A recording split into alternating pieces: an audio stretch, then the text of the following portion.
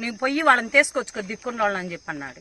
మేమేం మాట్లాడాలో మాకేం దిక్కుదోయక కలెక్టర్కి పెట్టుకున్నాం, ఎంఆర్ఓకి పెట్టుకున్నాము, ఆర్డీఓ మేడాన్ని పెట్టుకున్నాము. వాళ్ళు వేసుకో అని ముందు, తర్వాత ఇలా మాటలిని ఇది మొత్తం రోడ్డు కోటకొండ రోడ్డు అంటున్నారు. ఇంకేం చెప్పాలో మాకు అర్థం కావట్లేదు.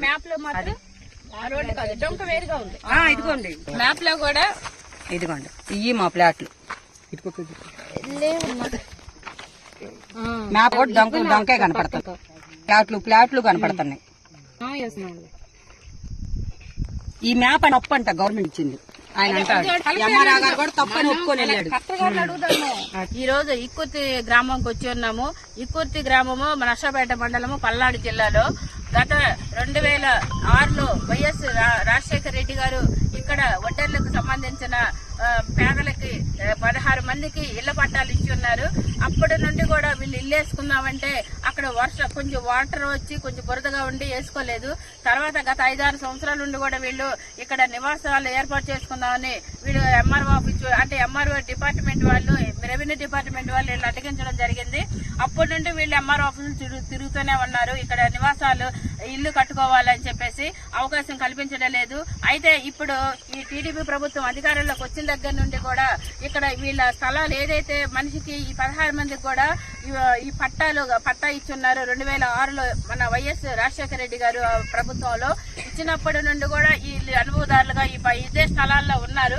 కానీ ఇప్పుడు కొంతమంది టీడీపీ నాయకులు వాళ్ళ స్వలాభం కోసము ఈ వెంచర్లు వేసుకుంటూ ఆ వెంచర్లో ఒక దారి కోసము వీళ్ళ 2 సెంటు స్థలాల్లో ఇక్కడ రోడ్డు తవ్వేసి గొయ్యిలాగా రోడ్డును తవ్వేసుకొని ఈ ఉన్న తవ్విన మట్టి అంతా కూడా వాళ్ళ వెంచర్లోకి వేసుకుంటూ ఉన్నారు.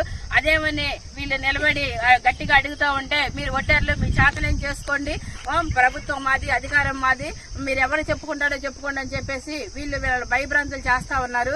ఇక్కడ కనీసం 100-200 ఫ్యామిలీలు ఒడ్డర్ల కులానికి చెందిన వాళ్ళు ఉన్నారు.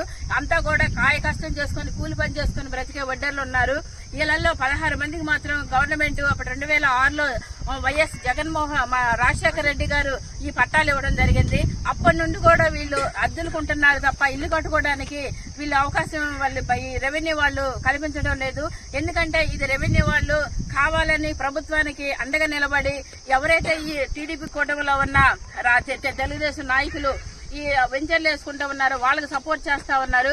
ఈ ప్రభుత్వం ఎవరికి పేదలకు మాత్రం ఎక్కడ కూడా న్యాయం జరగడం లేదు.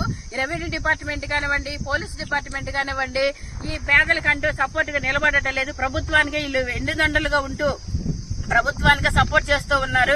కాబట్టి ఈ కూటమి ప్రభుత్వంలో పేదలకి ఇలాంటి అన్యాయాలు రాష్ట్రం మొత్తం జరుగుతూనే ఉన్నాయి.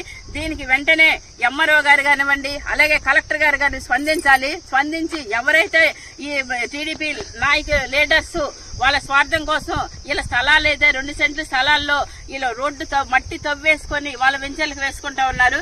దాన్ని వెంటనే నిలుపుదల చేయాలి. చెయ్యకపోతే మాత్రం మేము ఒక ఉద్యమం చేస్తాము. జై వడ్డెర.